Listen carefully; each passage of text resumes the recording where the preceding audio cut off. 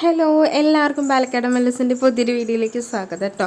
ഇന്ന് രാവിലെ എണീറ്റ് പൂക്കൾ ഇടാമെന്ന് പറഞ്ഞ് നോക്കുമ്പോഴുണ്ട് അച്ഛൻ നേരത്തെ എണീറ്റ് പൂക്കളൊക്കെ ഇട്ടിട്ടുണ്ട്.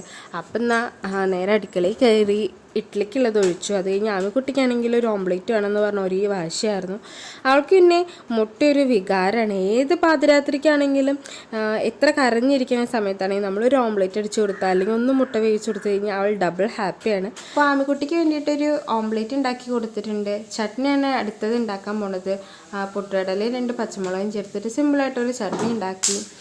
ഇഡ്ഡലി ഉണ്ടാക്കുന്ന ദിവസം സുഖാട്ടോ, അന്നത്തെ ബ്രേക്ക്ഫാസ്റ്റ് വേഗമാവും. അല്ലെങ്കിൽ എത്ര സമയമായാലും എൻ്റെ ഉണ്ടാക്കൽ തീർന്നിട്ടുണ്ടാവില്ല. അത് കഴിഞ്ഞ് ചട്നിക്ക് കടുക് പൊട്ടിച്ചു. ഇവിടെ അമ്മ മാത്രം കേട്ടോ ചായ കുടിക്കുക. അപ്പോൾ അമ്മയ്ക്കുള്ള ചായ ഉണ്ടാക്കിയിട്ടുണ്ട്.